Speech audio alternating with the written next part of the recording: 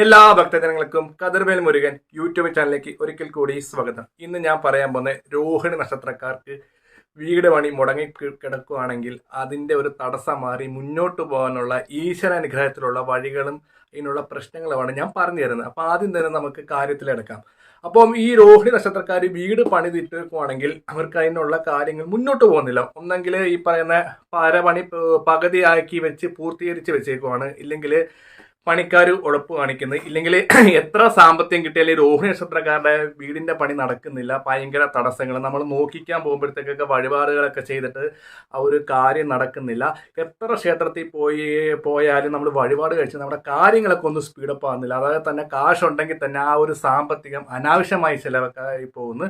അപ്പോൾ രോഹിണി നക്ഷത്രക്കാർക്ക് എന്തുകൊണ്ടാണ് നമുക്ക് ഈ പറയുന്ന പോലെ വീട് പണി അനുകൂലമാകാത്തത്? ഇപ്പം ജ്യോത്സ്യം പറയുന്നില്ലെങ്കിൽ നമ്മൾ നക്ഷത്രത്തിലെ ഫലങ്ങൾ പറയുന്നു. ഈ വർഷം അവർക്ക് വീട് പണിയും കാര്യങ്ങളൊക്കെ നല്ലതുപോലെ നടക്കും. എന്നിട്ട് പിന്നെന്താണ് നടക്കാത്തത്? ഇതിലെ കൂടുതൽ വലിയ ഒരു നക്ഷത്രം കിട്ടാനില്ല, ഇല്ലെങ്കിൽ നക്ഷത്രത്തിന് ഭയങ്കര കംപ്ലൈൻ്റ് ആണ്.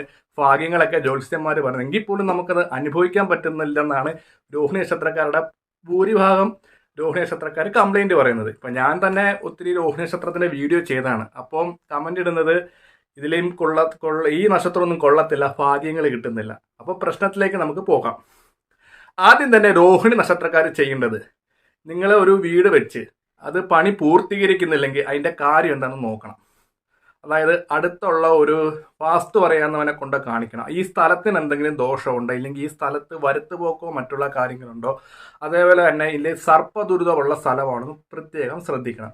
അത് നമ്മളൊരു ജ്യോത്സ്യനെ കൊണ്ടോ ഇല്ലെങ്കിൽ വാസ്തു അറിയാവുന്ന ആരെങ്കിലും കൊണ്ട് കാണിച്ചിട്ട് വേണം നമ്മൾ ഈ പറയുന്ന കാര്യങ്ങൾ ചെയ്യാം. അതുപോലെ നമ്മളൊരു വീട്, ചിലവർക്കൊക്കെ ഈ പെട്ടെന്ന് വീടുകൾ കിട്ടും. അപ്പം പെട്ടെന്ന് സ്ഥലം എടുക്കുമ്പോഴത്തേക്ക് ഈ ആൾക്കാർ എന്ത് ചെയ്യും, ഓടിപ്പോയി പെട്ടെന്ന് സ്ഥലം എടുക്കും. അപ്പോൾ അവിടെ ചിലപ്പം സർപ്പദുരിതം ഉണ്ടാകാം, മശാന ഭൂമിയായിരിക്കാം, വരുത്തുപോക്കൊക്കെയുള്ള സ്ഥലങ്ങളായിരിക്കും.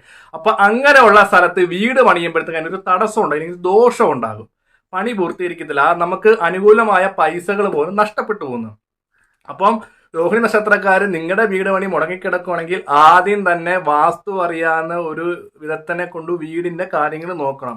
ആ കൊണ്ടുവരുന്ന വ്യക്തി ഒരു ദൈവത്തിനും കൂടെ ആയിരിക്കണം. അതായത് കറക്റ്റ് കാര്യം, അതായത് ആ മണ്ണിൽ വന്ന് നിന്നാൽ ഇവിടെ വരുത്തുപോക്കുണ്ടോ, സർപ്പദുരിതമുള്ള സ്ഥലമാണോ, മശാന ഭൂമിയാണോ, ഈ എന്തെങ്കിലും പിടിമരണപ്പെട്ട സ്ഥലങ്ങളാണോ ഒക്കെ കണ്ടുപിടിക്കുന്ന കഴിവുള്ള ഒരു വ്യക്തിയായിരിക്കണം.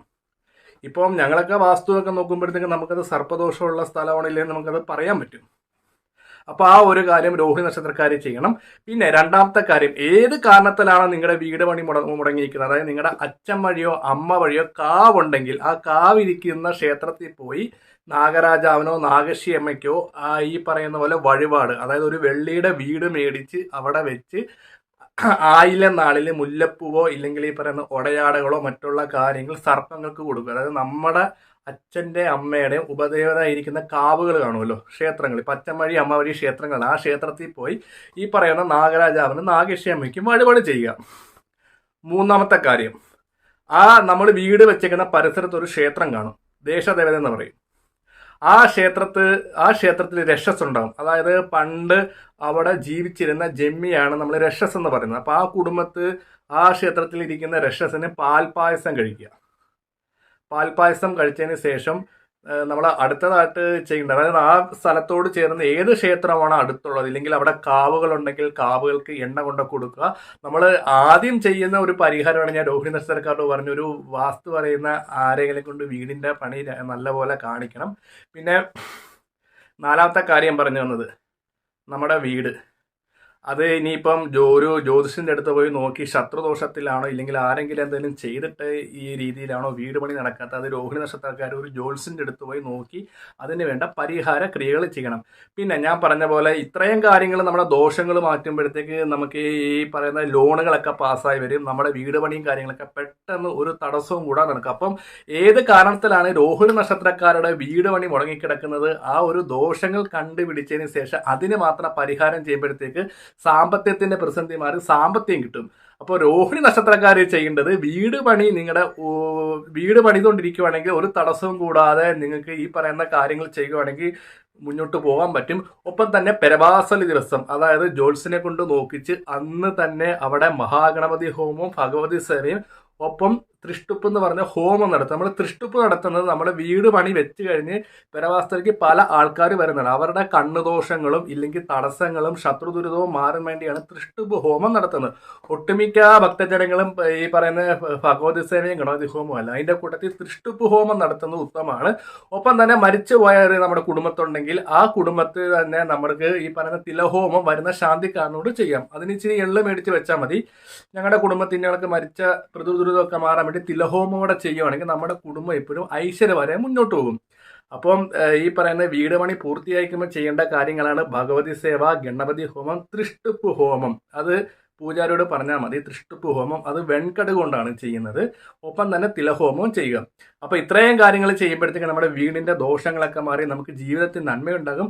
അപ്പം ഏതെങ്കിലും തരത്തിൽ രോഹിണി നക്ഷത്രക്കാർ വീട് വെച്ചിട്ട് മുടങ്ങിക്കിടക്കുവാണെങ്കിൽ ഈ പറയുന്ന കാര്യങ്ങളൊക്കെ ചെയ്ത് ദോഷവശങ്ങൾ മനസ്സിലാക്കി പരിഹാരം ചെയ്യുമ്പോഴത്തേക്കുവാണെങ്കിൽ ഇല്ലെങ്കിൽ മുടങ്ങിക്കിടക്കുകയാണെങ്കിൽ ഈ പറയുന്ന വഴിപാടുകളൊക്കെ ചെയ്യുമ്പം സാമ്പത്തികം രോഹിണി നക്ഷത്രക്കാർക്ക് തേടി വരുന്നതാണ്. നമ്മൾ ബാങ്കുകളിലോ മറ്റുള്ളവരടുത്തൊക്കെ വെച്ച ലോണുകളൊക്കെ പാസ്സാകും.